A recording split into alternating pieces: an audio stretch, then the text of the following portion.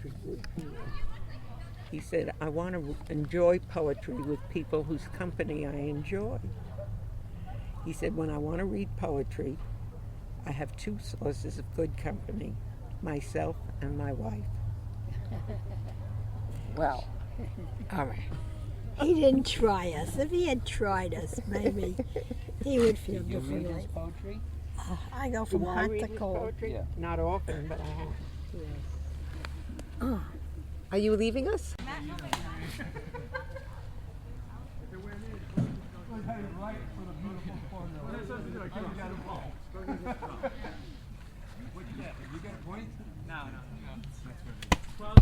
Hello.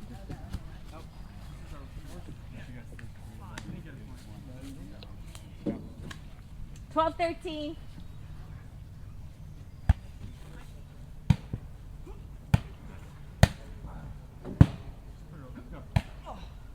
Nice. That's a good. Nice touch. All right, come on. You're done. Aim for that kind of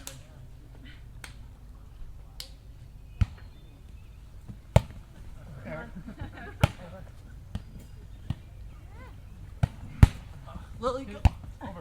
All right, nice teamwork. Nice one, guys. Nice block. Out. We had just moved from Brooklyn to Queens, and how did my aunt know about Saul?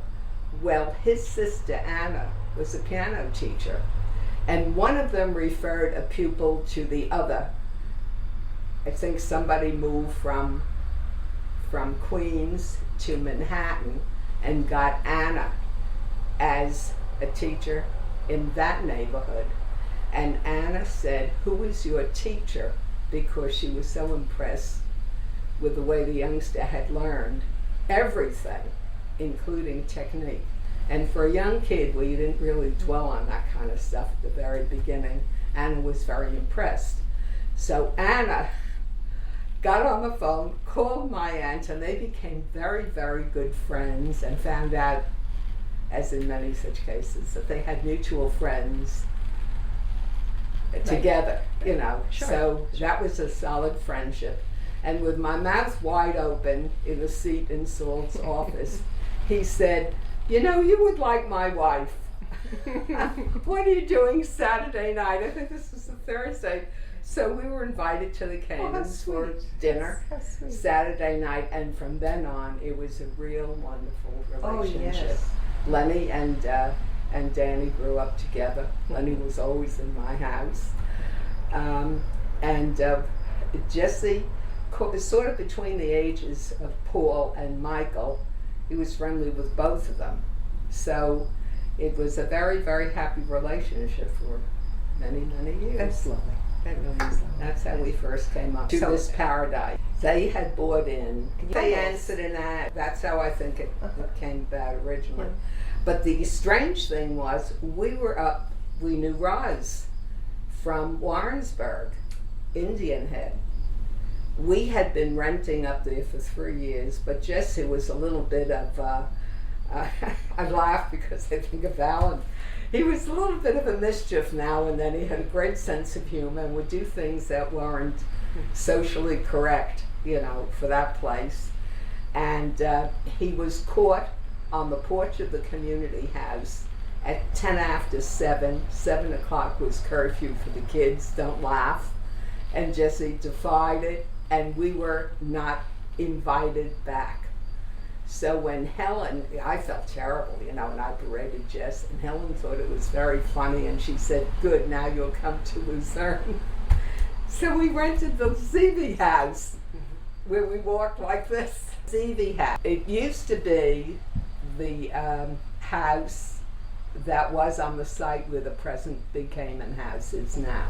It was demolished. You couldn't do anything with it. You couldn't straighten it out anymore. Yeah.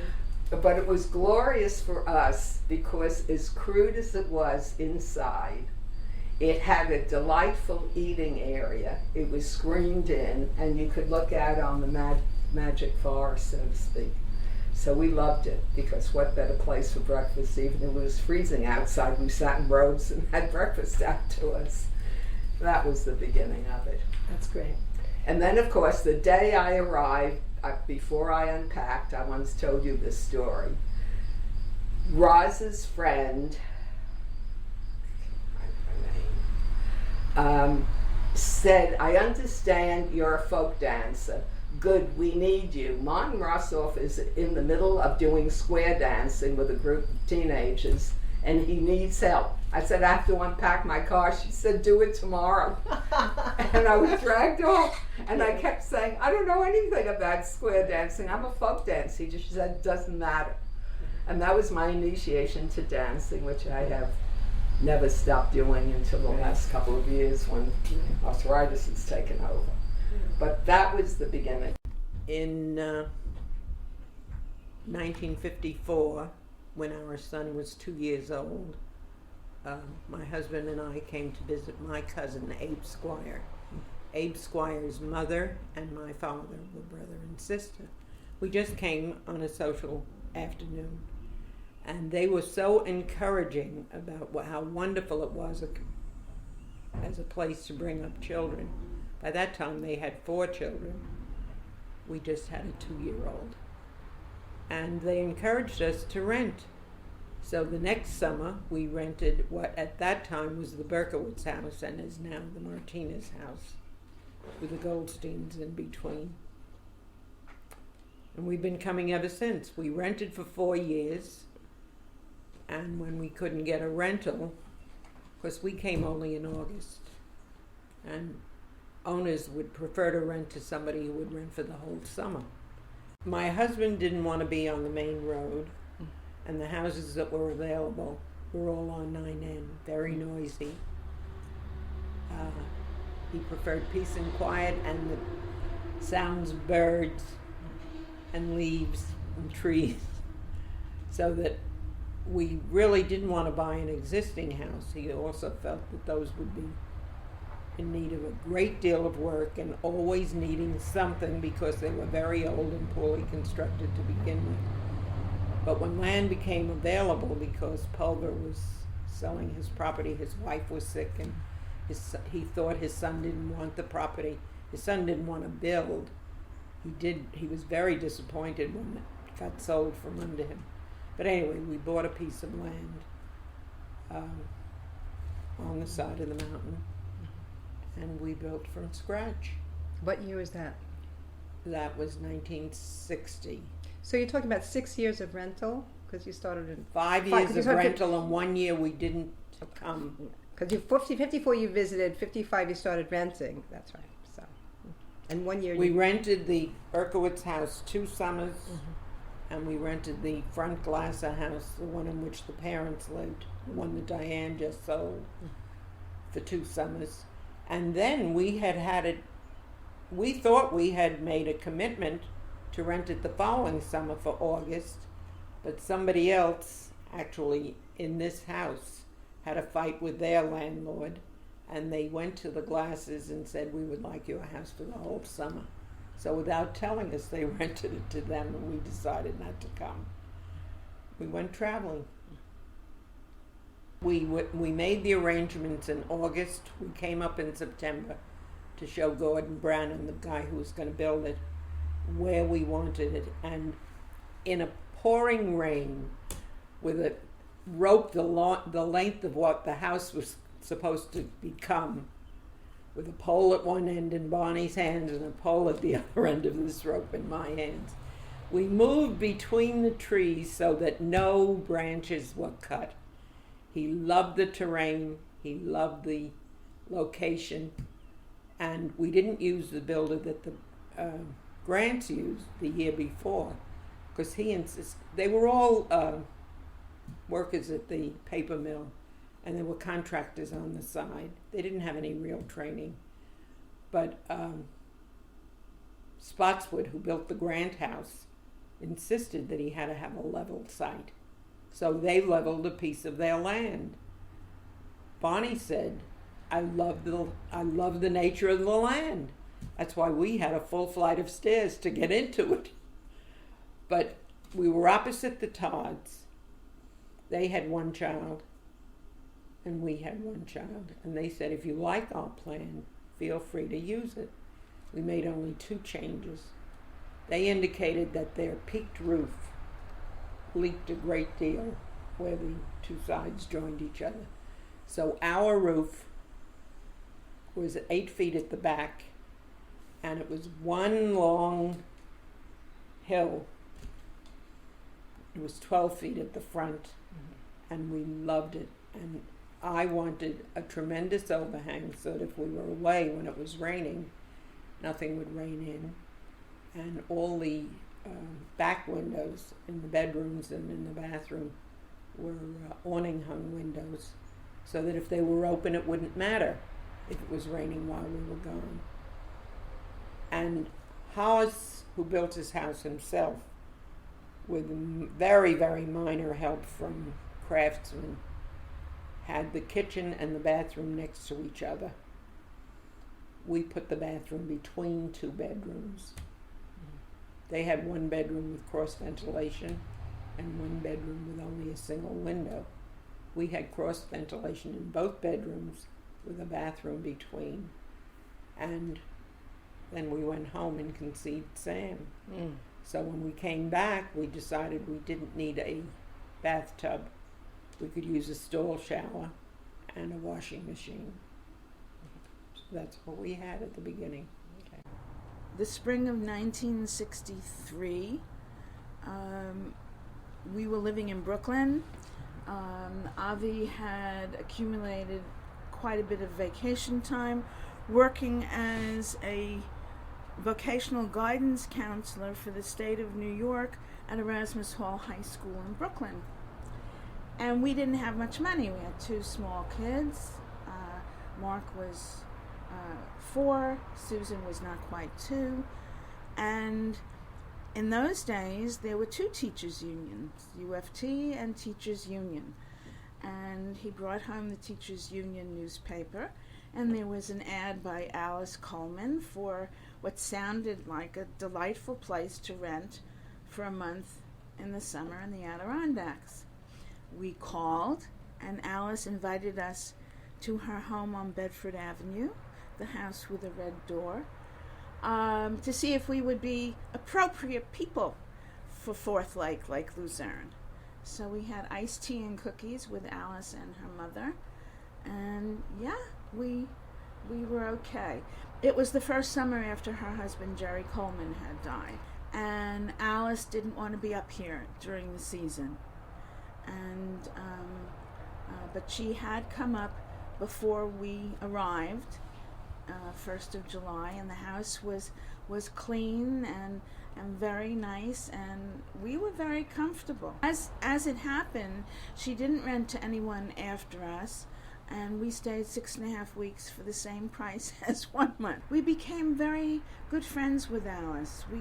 She was a very unique person. Nikki was so excited about my coming up here and so on and so forth, so I couldn't wait to see this house, which turned out to be quite a shocker when I came in. And it was a long, long trip up. And when we finally got on to 9N and got down toward Fourth Lake, there was potash in the distance. And he said, okay, we're home. We're right there. And that was my first impression of Fourth Lake, seeing potash. And we came into the house, which at the time was rather primitive, as most of the houses here were. We're talking about 1956. I was 21, he was 25. And we just became very serious very quickly, because we were married in December, only 6 months later. But I met the people up here. I was intimidated by the people up here. It was a very bright crowd. The house was very different from what it is right now. There was really no living room to speak of. There was a great big bedroom upstairs. I slept in one of the bedrooms with Martha's friend. Don't forget, there was a wall there. So this was just kitchen. There was no couch here. There were a couple of chairs, but the table was kind of right out in the middle here. And this has made such a big difference, a tremendous difference. A very narrow staircase to get up, and you had to bend your head when you walked down because there was a closet right above it. And the upstairs consisted of the porch, which was not closed in at the time, and 3 bedrooms, a small one, 2 small ones, and Martha's. And so there was just room for a very, very narrow living room. And that's what it was originally. And the plumbing was rather primitive, and I was never happy taking a shower in there. I never felt clean after taking the shower. But there was no sheetrock on the walls. The walls were bare, down to the bare studs and so on. But I enjoyed myself while I was here because I knew that he loved it so much. When I came here, I think that was the first year that the beach had moved. I have to check the records because that was in '56, and I'm pretty sure that was when it moved. And I also remember one of the things down at the beach, there was just a hill of sand at that point. And the entire community got together and formed a chain. And they planted, and we formed a water chain to water the plants on the beach. I mean, it was really quite a community activity. In fact, we have pictures of the beach without anything on the hillside. But I remember doing that, and I thought it was such a charming community and so on and so forth. And when I first came up, there was dancing on the lawn. It was square dancing, of course, and I thought it was such a great thing, to be able to dance on one's lawn with the entire community there and so on. That didn't last too long, as we know. The dancing went down to the lower parking lot at one point. Another time it was on Addie's property and so on until the community house was built. Okay, about more or less 29 or 30 years ago, Mickey Martinez happened to buy his house from the Goldstein family. And in a conversation with him in Park Slope, he mentioned to us that he has this nice place here, and that it was so wonderful, and that he was renting it. And we certainly we wanted to come over and see it, and certainly we did it. We came, and we rented the house for 3 weeks. So within the same week, we immediately said, this is the place. And it happened that this little house, I have to say, it was a shack, was for sale. I told Catherine we have to buy it because we love it here, even though that is on the road. And when some of the neighbors, from the community learned about the fact that we were interested to come here, they were very, very pleasant, very warm, and invited us to join the community. For example, Edna Mark and Earl, Tucker, who else? I honestly don't remember them coming to the house, but you say that they did. But in particular, Irv and Edna. And Edna. I mean, they were right there, and they were wonderful with the children and very gracious. Yes. So Annie Grant also. Yeah. Yes.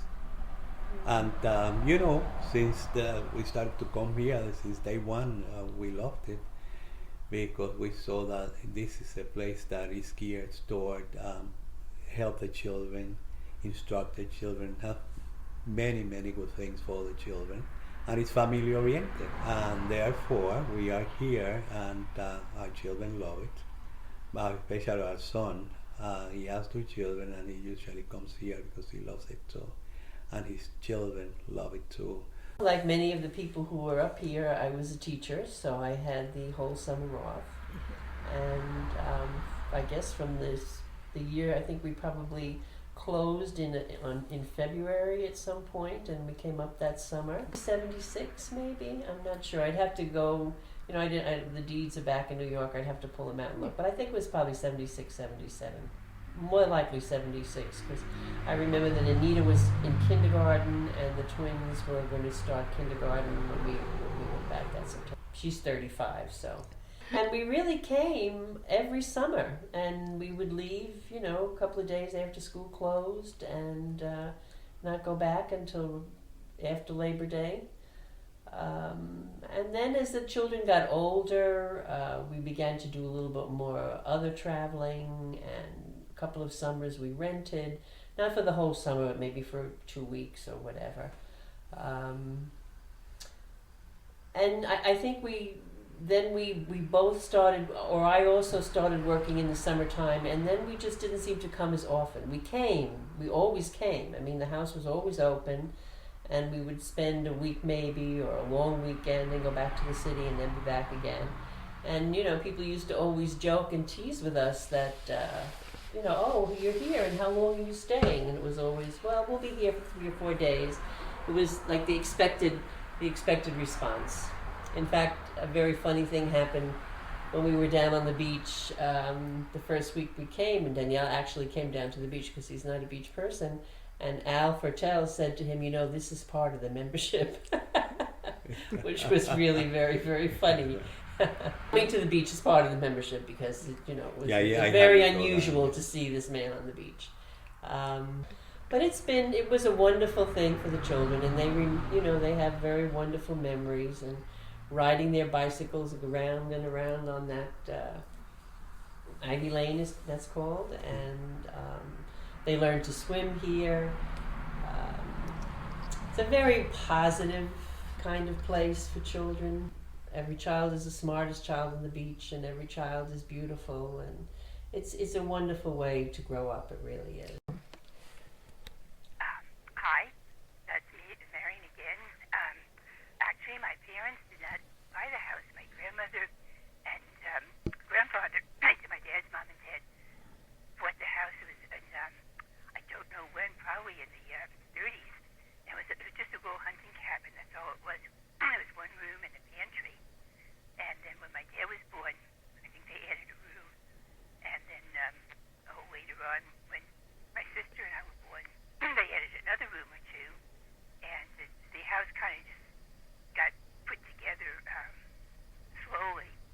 And the living room, that beautiful fireplace in the living room, I believe my dad and my cousins built that and dragged the rocks from all over.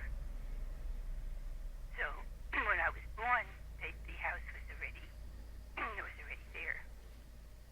I think, and I don't think anything was added after that except an indoor bathroom. Okay, I held the phone up close enough to my ear to hear that you were talking, a little bit of what you were saying. This is okay. Ellen Weber. Ida and Sam Schneeberg, affectionately known as Poppy, Sam, and Nana, were both school teachers. My dad taught gym classes at Cunningham Junior High School in Brooklyn. My mom was an elementary school teacher in Sheepshead Bay in Brooklyn as well. Poppy Sam was an avid golfer and played his sport practically every day at the Bend of the River golf course in Hadley. He won many tournaments there and was known as a very proficient golfer. Smoking a pipe was a passion of his, and he sometimes indulged in a good cigar. Nana was a true golf widow. However, she passed the time by spending many special hours with her grandchildren, Sharon and Lori, whom she adored. She continued to practice her teaching skills with them. They loved every minute of the attention she showered upon them. She was a very dedicated grandmother and lavished lots of love and caring upon her 2 grandchildren. She continued her teaching expertise by nurturing good study habits. After my dad died, my mom started to do some oil painting on canvas. She became quite accomplished at her hobby. Many of her beautiful artworks are proudly displayed around my Fourth Lake and Florida homes. Unfortunately, my parents died at a very young age. My dad died in 1969 at 62 from liver cancer, and my mom died in 1975 from heart disease. The loves of her life, her granddaughters, were only 13 and 11 when she passed away. At that time, there were no replacement valves available for her heart, which was failing. She was told to watch her diet, which she did religiously, and that the valve stretching would grant her about 15 years of a fairly good life. However, during those 15 years, her heart became extremely enlarged. In 1975, it was determined that a new replacement valve, which was then available, was not an option. I am very sorry that my parents were not able to live to have seen their granddaughters grow up to be very loving and accomplished young ladies. My parents bought their home in Fourth Lake from Irene Bookbinder, Doris Schlitt's mother, in 1945.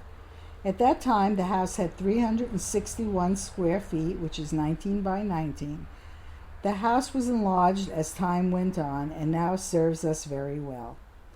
Poppy, Sam, and Nana are sorely missed by their daughter, son-in-law, and Sharon and Laurie. Hi, my name is Marion Coleman. I first came to Fourth Lake when I was about 2.5 months old in June of 1941. I was born in April of 1941.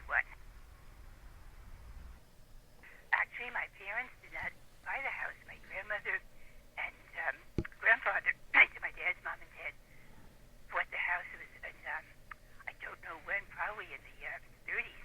It was just a little hunting cabin. That's all it was. It was one room and a pantry. And then when my dad was born, I think they added a room. And then later on, when my sister and I were born, they added another room or two. And the house kind of just got put together slowly. And the living room, the beautiful fireplace in the living room, I believe my dad and my cousins built that and dragged the rocks from all over. So when I was born, the house was already there. I think, and I don't think anything was added after that except an indoor bathroom. Well, I came up every summer from the time I was born until the time I was about 14, which would have been 1955. And then I started doing other things sometimes in the summer, working and this and that. What I remember the most from is the old lake and swimming there. I remember the lily pads, and the water lilies smelled so good.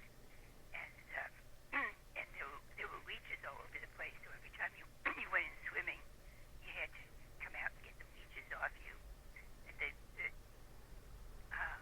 the lake, the bottom of the lake was shallow for, I remember 2-3 feet, something like that. And then it veered all the way down. It was quite deep out by the raft. And my mom broke her nose once diving off the raft. She did a real deep dive. And one of it, I don't know, maybe 15 feet down and hit her nose on the bottom. And that's where I learned to swim when I was, I think, a year or two. My dad, I wanted to get in the water and swim with everybody else, all the kids and adults. And my dad threw me off the raft, and sure enough, I started paddling. And I started swimming at a very, very young age.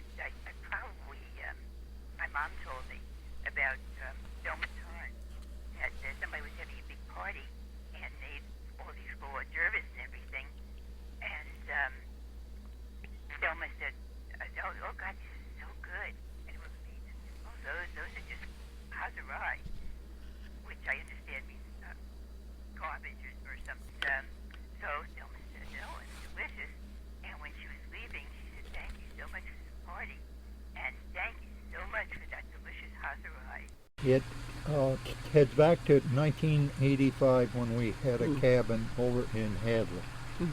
And retirement was coming up, and wife found the motel here in 1991. So we bought that in the fall, September, and we moved up December 31st. Okay, and that was it, I guess. We were living in of course, actually Saugerties, New York. Worked down there at IBM for 35 years. Was an of course, advisory engineer in large-scale computer tests. I was born up here, actually, Granville. I guess my parents moved out in I guess what I'd call central New York State when I was a kid. You know, originally I came from a actual small town. Lived on a of course, farm until I was 18, when I decided not for me. Too much work, getting up early in the morning, milking cows, and taking care of chickens. That's when I went to work. I guess I went IBM when I was probably 22, I guess. Worked from there on through until had come up here. I guess looking back, it was something else to do, right? Hadn't done. So we had taken that over when it was actually closed down for 2 years, starting from scratch, and it was going downhill, right? It doesn't exist anymore as a motel. No. I was very surprised because it still has a sign, but I was confused about that. I guess he's taking people in, actually permanent, be good or bad, either way. I guess it was Edna Mark. She, next door, was old, and so I guess I kind of felt sorry for her, to help her out a little bit. So I would go over, and it just expanded since. Place. Yes. You take care of Myrna's. Right, I take care of Myrna. And who else? I take care of all our parents. Mo's place. Wendy I help out. Okay. Hank Sobel, the Goldberg, the Joneses, Esta, and I don't keep track of them all. It's turned into something which keeps me busy. Yes. Which has come in handy, especially now. So. Yes. That certainly worked out good for me. Yeah. It really worked out good for me. Hopefully for here too. Been good here, I think, and I think all of the actual people here have helped me out. Happy to be here, I guess. We're happy to have you, John. Actually, part of it. John James Bennett Jr. born up at Potash Mountain, right at the foot of it, where the power line is up through the old house, still there. On both sides of the road, right up into the mountain. Father, he'd been here, I guess he bought that in about 1914 or something like that. He originally come up from Mill Creek, Johnsburg, largest township in Warren County. By Crane Mountain, right over by Crane Mountain. Yeah, that's where he came from. He moved down. My mother came down from Saratoga. Yeah. I had a half brother. He's dead. I had twin half sisters. They died, but I got all of my relatives on my father's side. Got whirls of cousins. Had a lot of uncles and aunts, but they're all dead there now. But I got lots of cousins, whirls of them. Yeah, a lot of them. Yeah, yep. Yeah, a lot of them's up north. Some of them's over in Washington County, over in Argyle and places like that. Oh, right in the house. Doc Montgomery officiated. 1929, March 3rd, 1929. Just a young kid. Yeah, I went to Gailey Hill School. Up there, that little schoolhouse at the foot of Mill Hill. Yes. That was on Gailey Hill. That was moved down. The Lions Club moved it down. The town owns it, and the Historical Society, we run it. That was right up on Gailey Hill. I went up crosslots. So did you walk to school? Bill walked it right up night and morning. Yep. until 1937. Then they decentralized. And then they closed. That was one of the first ones to close down up here. And then we went busted down to the village. Okay. All over. Came down from Stony Creek up and day down to lower end of town, all over. Okay. Yeah. One room schoolhouse. You learned a lot of things. You learned more than you did down here. Oh yeah, I had good teachers. Yep. Lena Madison. Yep. She got $300 a year from September to. That was ordinary salary for the teachers back then, but you really taught. They really learned you. Mm-hmm. Yep. Mm-hmm. Well, I didn't graduate. I went right into work, and we did a lot of farm work and working in the woods and stuff like that. There's plenty. Worked with a lot of younger, older boys down there. Boys, we quit. A lot of us quit at the same time and went to work. You know. Oh yeah, well sometimes we had to quit, and then the school got boring. Take a day like this, who wants to be stuck in the study hall? I know. So, well, our study hall there was the second floor, and you get up on the second floor over next to the river, like that, and you sit up there like that and try to get your mind on a book, and you sit there and see the waterfalls over there and the water coming down there. Who wants to study? I know. I cut logs for different people, drove horses, teams in the woods, yeah, like that, and cut pulpwood in the summertime and farmed it during the summertime. Kept busy, worked all the while, year round. Yeah. Oh yes, I knew a lot of people, knew a lot of them like that, and yeah, I also knew a lot of people, some like that. Simon Zevy used to live right down here where Kamen's is. Blitzstein right there where Pollitt lived.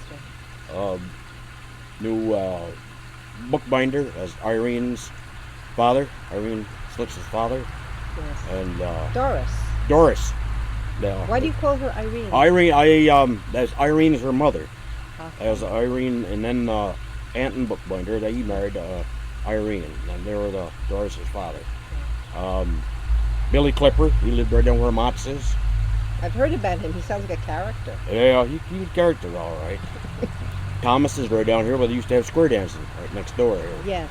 Right there. Kaplan's is up there where Lang's is. Geller used to live there. Gallard? Geller. Geller. Yeah, lived there. Lang's. Freddie Rollier lived up in there, Yellow Camp. Mm-hmm. The Glassers have it. The Glassers in there. There wasn't any camp in there where McLaughlin's is. That was built after Miller's built that. The reason why they call that Mountain View Road, because you go right there by Barber Cars and look right up on Potash. That whole field was clear. I remember that. No, you can't see nothing there. Everything's rode up. You can look right up on Potash. Yep. I see. Yeah, and them other camps, they weren't there. Where Lee Title used to live, that wasn't there. And Barbara Carr told me something about you. She said that you used to throw stones at the kids with the other boys. Not big ones, little pebbles. Not too much. We scared a lot of them. I remember up on Gailey Hill, there was a rock where a lot of them used to go from Fort Lake up there and sit on the rock. A lot of local guys. She didn't know that until later years, till I told her. Used to go out through the woods like that and growl and thrash and everything and scare them, chase them. And they come down through here. And just for fun. Just for the fun of it. She didn't know that. No. Till later years. We just did that for devils, you know. Yeah. Boy, how they could run, though. Yes. Yeah. But they didn't know it was you. Didn't know. It was wild animals? Huh? Did they think it was wild animals? Oh, they thought it was something like that. We break limbs off the trees and growl and snarl and thrash like that, and how they would get off in the rock. Son Larry Clute lives there now. Mm-hmm. Yep. And I remember Jay Bashik's grandfather, he used to sit out there beside the road where that hedge is, sit at the table, and everybody comes along. He'd always want them to visit with him, you know, like that. He's quite a talker. I remember him. Knew the Bashiks for a long time. When did you move into the house where you are now? 1949. Oh, you've been there a very long time. Yeah. Is that your garden? Your vegetable garden? Yeah, the ones that's fenced in is Pat's, so the rest of it's mine. It's beautiful. Yeah. So you must get a lot of good produce from there. Oh yeah. Good yeah. food. Yeah, I worked with Eddie Scoville lived there. He used to was a water superintendent, first one here in North Lake. And he did a lot of plumbing, a lot of work, opening. I helped him open and close a lot of the camps. There used to be a well over there because I'm reading about it in Martin's Yep. account where people had water right from the well. Yep. Why Yep. was the well filled in? I don't know. They didn't want to bother with it anymore. Nobody should ever destroy water supply. You got a well, keep it. He was the first president. His name was Lewis, but they called him Tommy, Lewis Thomas. My father was president after Jim him. Carr. Yeah. No, Norm wasn't here early on, that early. Not that early, anyway, no. The first people were pretty much the Thomas, my father, Jack Sobel, Hank's father. Well, Fred Relye, the fellow from up here for a brief, he was the treasurer. Morris Englander, Bruce Englander's father. They were some of the early. Manny Weiss, who'd be Paul Taylor's grandfather. They were pretty much some of the early. Gottlieb, none of their progeny stayed. I have Blickstein, Harry Blickstein, that's Gladys's uncle. that into consideration. And most people walked after dinner with flashlights. Yes. And there was bridge in some houses, and I guess poker and mahjong. A lot of ladies here in my years played mahjong. And golf and tennis were popular, very popular. And some of us took that up. Jane Burke, Susan Ackiron, Nikki Thomas. Other people weren't here. Danny Satomer, Beth Schechter. We all did a lot of riding and golf. Riding and horses? swimming. Go up to the stable. Yes. See, the dude ranches were thriving. Dude Ranch was a big attraction here. Especially gals who were like office gals would come up for 2 weeks to Dude Ranches, and this area really attracted a lot of tourists, but not all summer long, and not people who own their own property necessarily. This community also had a lot of renters. Like there was the Krieger house now was owned by the Gadoffs, but before that they rented this front Rothenberg house. I remember the twins were about a year older than I. When I was like 6, they were 7 or 8. And we used to play ball in the backyard. There were a lot of bars. Now, the hitching post, people from Albany came to the hitching post. I mean, that weekend, you couldn't get in there. I was too young. I mean, I was in high school, so we didn't go. And people from here didn't go much. We used to do a lot with, go to Lake George, and you wouldn't always get dressed up to walk on the streets of Lake George. Go out to dinner and go. I mean, at least that's what my family did. They were really not too much into this, because they didn't come and stay all summer. Throughout high school, I stayed here all summer in this house with my another aunt and uncle of my mother's from Cohoes. All bought around 1941, Emily's. And it was that time. She had a few cabins, I guess. They're still there. They're there. And, it wasn't a rollicking, there was no music. It was just a tavern. I don't think she had lunches or anything. Nobody from here ever went there. She had come there from Schenectady, I believe. This seemed to initially attract a Schenectady clientele, at least to some extent. We danced. We used to do a lot of put on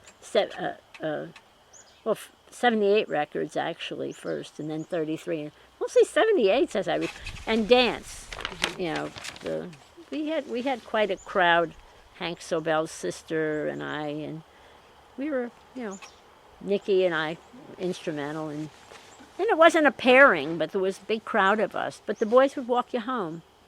We pretty much always walked you home around 11, not as late as they stay out now, but.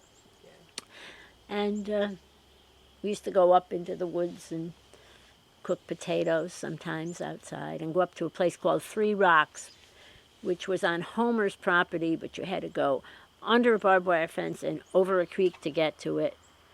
And there were these 3 huge boulders. I mean, they were. Still be there. But someone built a house near there, and one time Hank and I, about 15, 20 years ago, tried to go and find it, and they dissuaded us because I think they didn't want people to come back and find it. But they have to be there. They were bigger than the car. I mean, bigger than the SUV. They were. Well, unless somebody dynamited it. Yeah, right. So, but we used to go. The local kids would throw stones at us. John Bennett admitted a few years ago that he was one of those local kids. But they were just little pebbles, and they wouldn't try to hit us. They'd be far enough back, and they would just, you could hear them hitting the ground behind you. They were after the city kids. Yes. But never a word was spoken, or they would just appear. And he admitted he was one of those kids, a little older. So we had a lot of fun. We did a lot of hiking, just on our own, take a bag of lunch and go climbing potash. No official day camp. That came in the 50s. Nobody taking you on a hike. We just did it all. It's strange. I mean, and how old were you when you were doing all this? No, 9, 12, 14, 15. Nobody went off to summer camps. I mean, if you had this kind of a place, you didn't go to summer camps. And families didn't travel in the 40s. Ooh, serious, you couldn't go and have fun square dancing. And that's the era then when, like, a lot of the kids, like Al and Loretta's kids and Ellen's kids, felt very unwanted. And they're starting to come back, but it took them a long time. Even Stephanie Benjamin. They didn't have a happy teenage years here, because those were trying times when teenagers were becoming different than the kind of teenagers we were. And I don't say that proudly, it's just that a lot of things we didn't know about it. We were very innocent, so to speak, and then those kids began to be a little more into the things of the 60s. And they, that was not, I guess, happy for them, and some of them didn't want. But that's when the very serious, and that's when there was kind of like I say it glibly, as kind of a godfatherism took over. I mean, the community, it was kind of like, well, we'll take care of it, don't worry about it. You know, there was a little enclave of people running it that really just kind of did what they wanted to present in the way they wanted to present it. It functioned, but it's very different from today, and it's very different from way back earlier. And when David was, I think, 3, I think it was before Jonathan was born, they had a day camp. A day camp had existed, and I think Alice Coleman and Dorothy Nagler were in charge of it.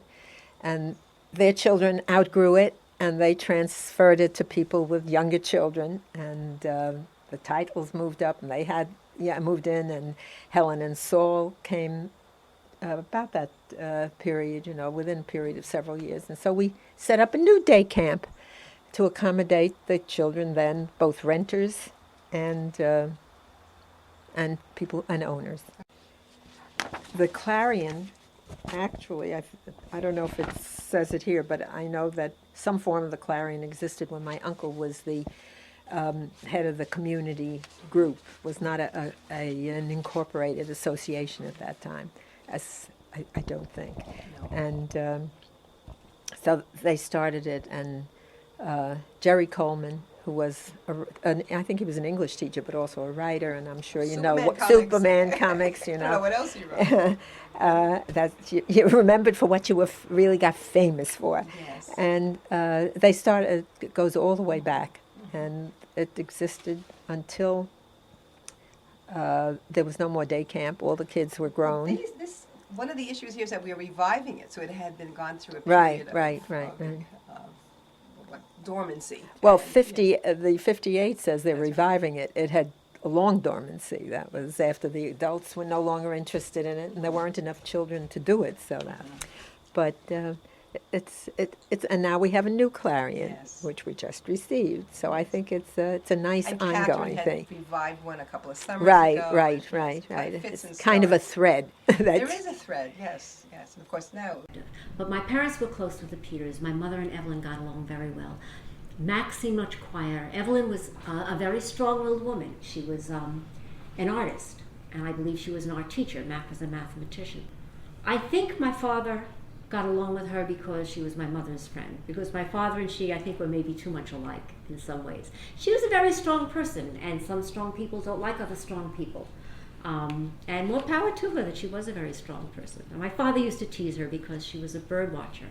And my father, even though, I don't know, he loved animals. He loved animals, he loved birds, but he never seemed to take her all that seriously. And he would say to, "Oh, Evelyn, guess what I saw on the way to the beach? A rose-breasted titsucker." Well, this did not go over well with Evelyn, and my father didn't always know when something was a joke to someone, when it was not. You know, Evelyn Peters and Ellen Weber's mother were best friends. The two of them were pretty inseparable. And Mac Peters, her husband, wonderful man, dignified, yeah. And Ellen Weber's father, he was just, these people were just wonderful people.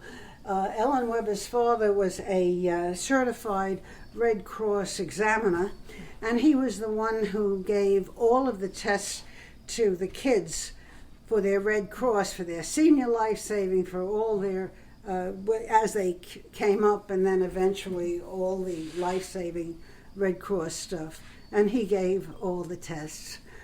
And Evelyn, she was not what you would call a really gregarious lady. She was just a charming, talented, handsome-looking woman. Really very nice looking. I don't know, there a picture of her around someplace? I don't know. We should look for it, because she certainly was, she was a very nice looking, gorgeous figure, swimmer. I mean, everybody here was, at that time was when you wanted one of her paintings, she'd sell them for $25, I think. I don't know, because in those days, it wasn't like today. Money was not, today money means, it's, any money is chump change around here, particularly to the next generation. Shirley, did you know Shirley? Well, of course I knew her. Well, you know how she loved to, she would take anything, any kind of a container, and we would walk through the woods and whatnot and make gardens and terrariums, and then put a tent over it. We'd have it until at least January. She was one of my most special people here, and she sold the summer I bought. I was so upset. Yes. From early on, when we became owners of the house, I was involved with the board as treasurer. And when Avi switched from an academic, from a 12-month appointment at Rutgers to an academic year, and we had more time to be up here, as soon as graduation in mid-May until Labor Day weekend, we began to feel that we wanted the community itself, its physical appearance, to be kept up. And that's when he became involved in maintenance. Did he create a maintenance committee? No, there was always Norman was in charge of maintenance for years, and he worked with Norman in the beginning, and then B didn't want Norman to do it anymore, and so then Avi did, and even to the spring of the last summer that he was here. He was looking around. He worked very well with Jerry Lynch. Jerry is very bright, very solution-oriented. You would work together, but you didn't supervise him. No. And well, and safety issues. Yes, safety issues. Yes, that's right. Yeah. And he worked with John Bennett. John Bennett was in charge of security. But then Avi also became treasurer. So that he was on the board.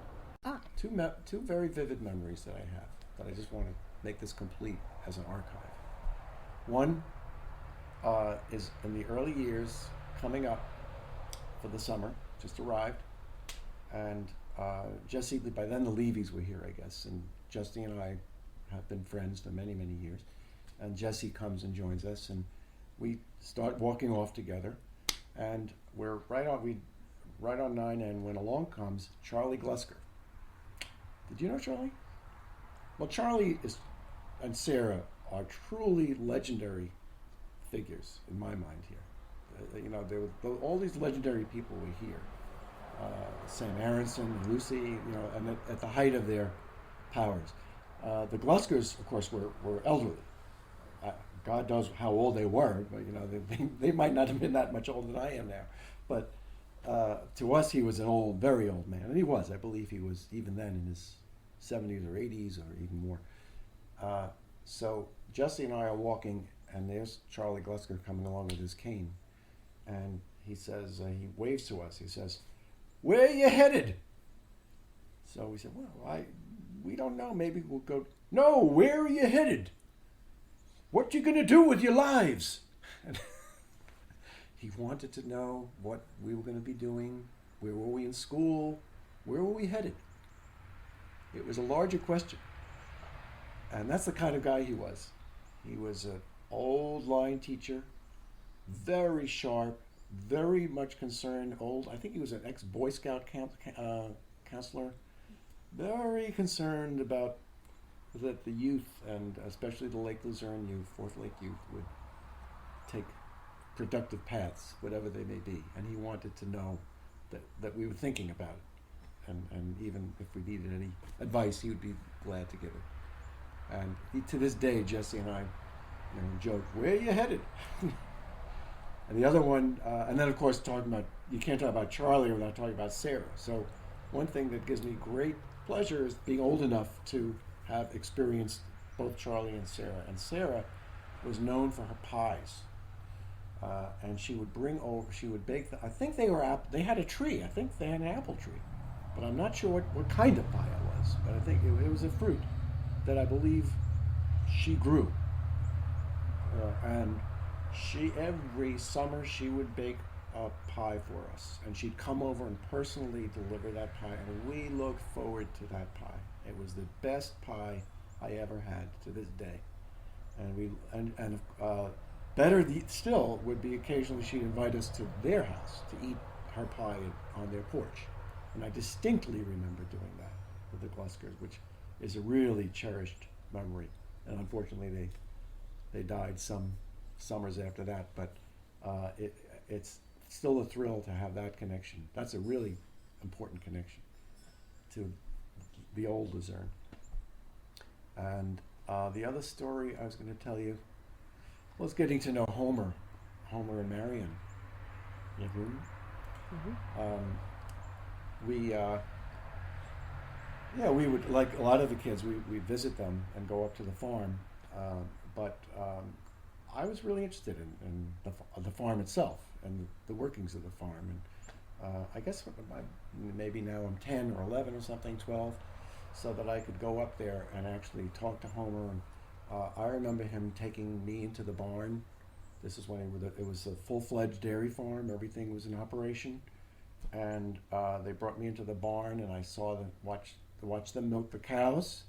And they asked me to try it. So I actually distinctly remember trying to milk a cow and them showing me how to do it. And it was hard. It was really hard to do. And they did it by hand. I think they had just gotten automatic milkers, but they were still doing it by hand, and certainly still knew how to do it by hand. And I developed a fascination with them and the way of life that they represented. I knew by then, that this was a dying way of life, and I was privileged to have an entree into this world of rural dairy farm that no conceivable way I would have had I not been in Luzerne. And we later discovered that we had music in common. And I forgot how we discovered that, but I think it was even in the winter, we came up, when we were coming up winters, we went over there with my guitar, and I guess Nancy was with me, and maybe my parents, I don't remember. And we went into the house. It was still completely untouched from 1890. And she had an old organ, one of a bellows organ in the house. And he, of course, was a great country fiddler. Played in festivals, and I mean, it wasn't just it was a hobby, but he was serious. And we spent several evenings for several different years, successive years, visiting them and playing church music and country music, and I would play some classical music at the Schofield farm. Those are memories, priceless memories of this place. And I was just fascinated. And Johnny too, to his credit, my brother John, had a relationship with, in fact, lived with them and worked on the farm one summer for, I think, a whole summer or a month or something like that.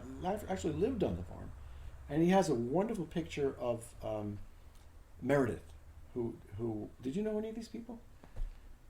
The Schofields had a farmhand whose name was Meredith. He was mentally a little bit off. He had this huge head of naturally curly hair, which you just watched get grayer as time went on.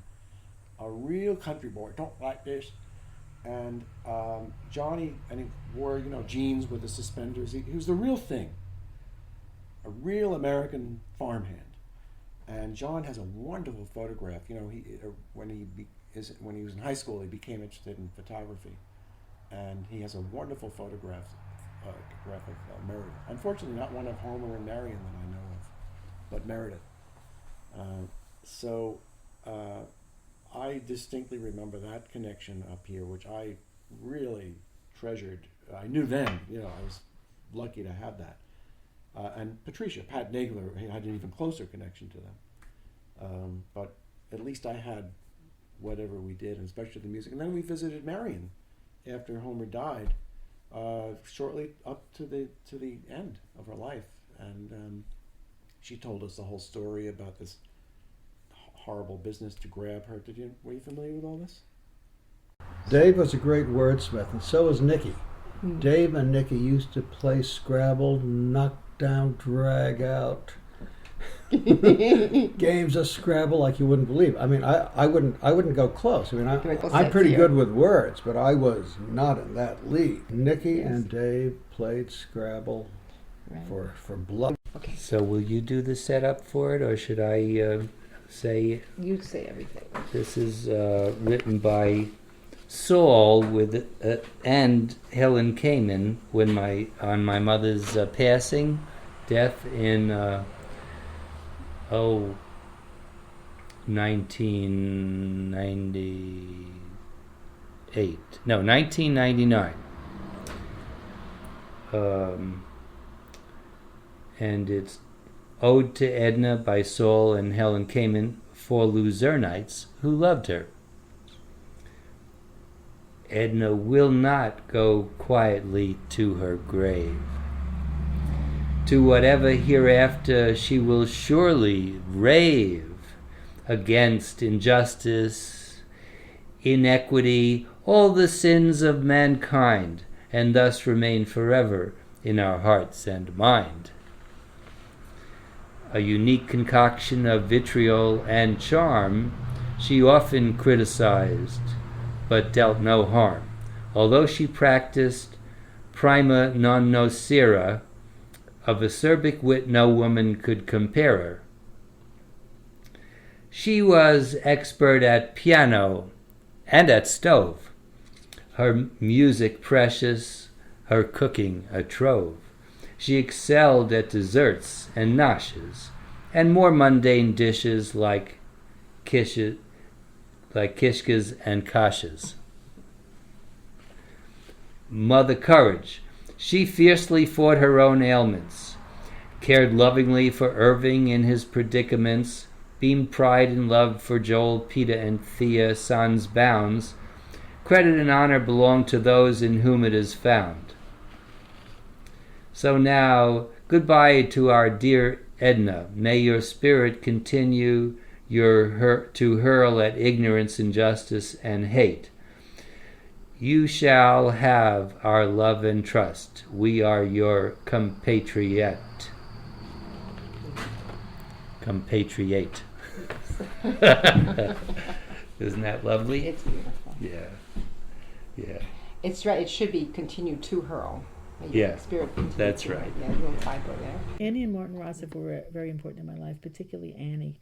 And one thing I remember, one summer, they had found a cocoon, and they brought it into the house, and over the course of, I'm not sure, maybe just 2 or 3 days perhaps, maybe longer, we watched this cocoon turn into a chrysalis. So from a kind of a solid white, it became green, and then it became clear, and you could see the colors of the monarch butterfly inside. And then we watched the cocoon slowly, the chrysalis slowly open, and the monarch butterfly come out and slowly spread its wings and flap them to dry, and then we set it free.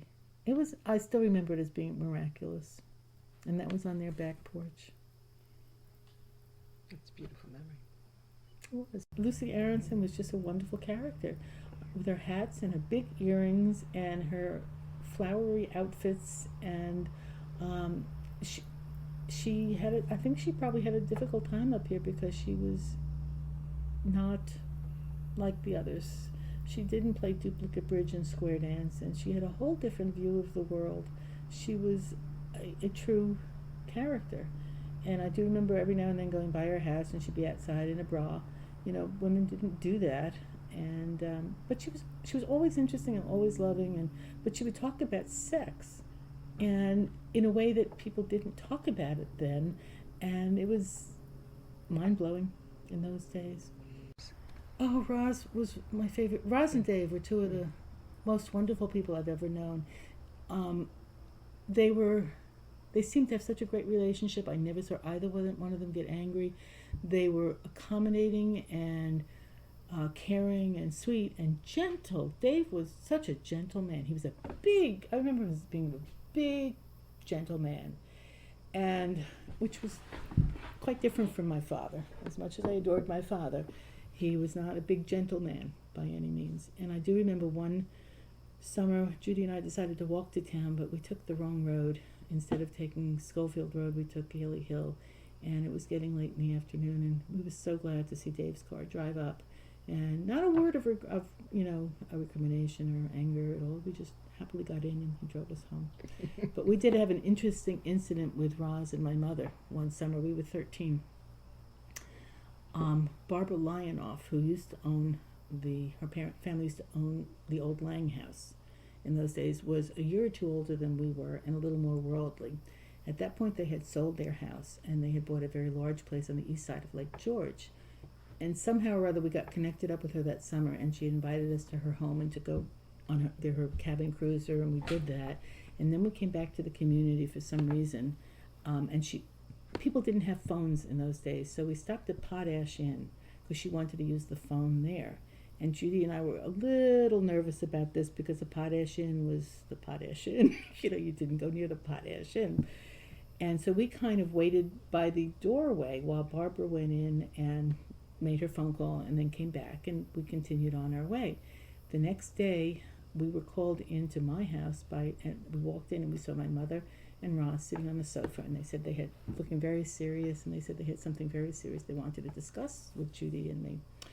And then they said they had been informed that Judy and I had been at the Potash Inn, sitting at the bar drinking with men. And we looked at each other. We had done a number of things in our lives, even though we were only 13 at that point, but never anything like that. And we were shocked and horrified, and of course we professed our innocence, but we were never sure if Roz and my mother believed us, and they wouldn't tell us who had told them. So we were very frustrated by this. I finally got it out of my mother, not that summer, but eventually, and she told me that the niece of the Schönbrunns was visiting. She was 18 years old, and the Schönbrunn house is now the Laura Smith house. And this young woman had been, I think she had been acting in the local theater company, or wanted to, I'm not sure.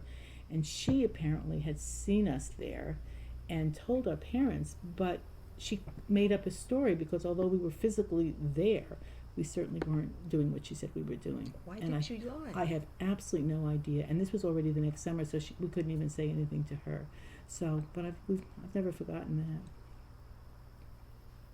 that. They were involved in every aspect of the community. I mean, there wasn't anything that they didn't participate in, and wholeheartedly They played tennis every morning. I mean, that was de rigueur. We were at the tennis court by 9 o'clock, and you waited. In town? In town, oh, absolutely, by the Hudson River. There weren't any other courts, and even if there were, those are the most beautiful courts. What a beautiful setting. And so everybody gathered there, and you kind of established when you would play by when you got there, and then you could walk over to Stones to get the times and come back, and it would be time for you to play. So that was every morning of the week. When the weather was good. And of course, in those days on Saturday nights, we square danced in the lower parking lot when the weather was good, and that was just a blast. It was tremendous fun.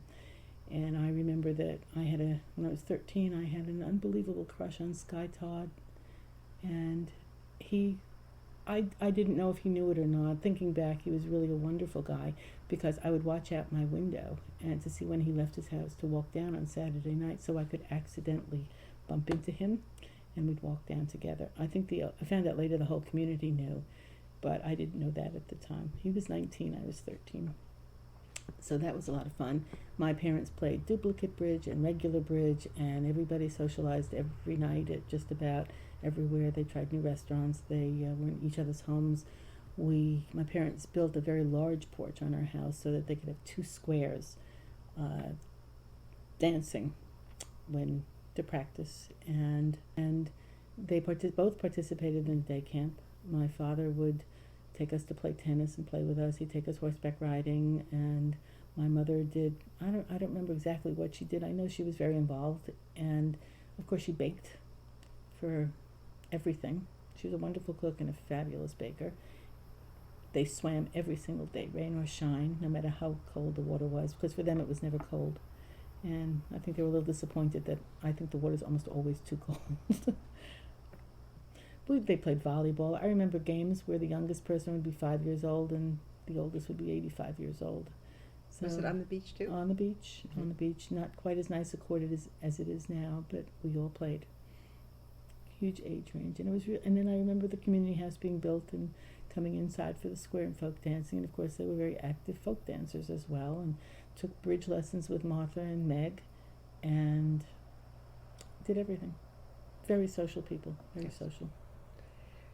Realized something that, I put it together that Martha was at first your colleague. Did you have a student teach for her or just in her school? Just in her school. So she's your colleague. And another, I was student teaching. I wasn't, teaching at the. I was student teaching. Right. But you met her as a teacher in the school that you were working in. And one of your colleagues who knew her. The teacher I was student teaching for. Who was her colleague. Right. Played matchmaker. Yes. And then Martha also played matchmaker by convincing you to go out with her son. I forgot that part. Yes, I forgot that part. But then you mentioned that. You said. Okay. Yeah, you've already told me this, but I've been thinking of it. And then you meet her here as her son's best girl, feeling committed enough to you and serious enough about you to want to immediately bring you up here because you had met that spring, and by this early that summer, he's bringing you up to his place, and you're living in the house with his mother, who was this woman that you ate in the cafeteria with or something when you were student teaching. And then you end up becoming her daughter-in-law. That's very unusual. Mm-hmm. I'm just putting all the pieces I knew her together. before I knew him. Yes. I was. He always used to say I was handpicked. He'd say. There's such a wonderful sense of freedom here. I remember if I wasn't home at a particular time, my mother knew I was at Judy's, or if Judy wasn't home, her mother knew she was here, or they knew that we were at somebody's house and that we were fine because everybody looks out for everybody else. Sebastian goes off now, and I'm not sure whose house he's at or whether he's at the community house or the beach, but I know he's with community kids, and he's fine because they all look out after each other. In fact, he told me the other day that they actually spend their evenings at the community house or at the beach, and then as they walk home, the guys walk the girls home, and then they drop Alexandra off, and then Rachel, and then Sebastian said he walks Tessa home, and since he's she's on the way, but he makes sure she gets home, and then he comes home. And I think that's just absolutely lovely that they take care of each other and they watch out for each other, or they protect each other, and they care about each other enough to do that. I just love it. The titles, of course, are an exception to the rule, but it's a wonderful thing how children and grandchildren get very attached to this place, very attached. Sometimes when their parents sell, they almost could murder their parents for doing it. You know, and their lives are busy and they can't always come back. You know, life is so different here than it was then. We came up July 1st and we stayed until just before Labor Day, or just after, depending on. But we were here all summer. The only people who weren't here were a few of the men who worked, like Kamen, Dave Burke, Murray Rosen, a few people like that, but everybody else, you know, was here for the whole summer. That you see a big change in the community in that respect. People are not here all the time. But they're all making great contributions in a completely different way. And as I said, there's very little bridge and there's very little folk dance. It should be revived. Yeah. Even square dancing, which was, you know, a lot more competitive than folk dancing. You know, sometimes there was some hard feelings on the floor, and you know, not always letting the colleague is in to get your own square. Don't mess up our square. But there was something very challenging about square dancing. You had to remember, know the calls and do them quickly, respond to them quickly. It was a challenge. Coming back up here last year was one of the most difficult things I had to do, and I wasn't sure I could make it. I didn't think I'd stay the entire summer.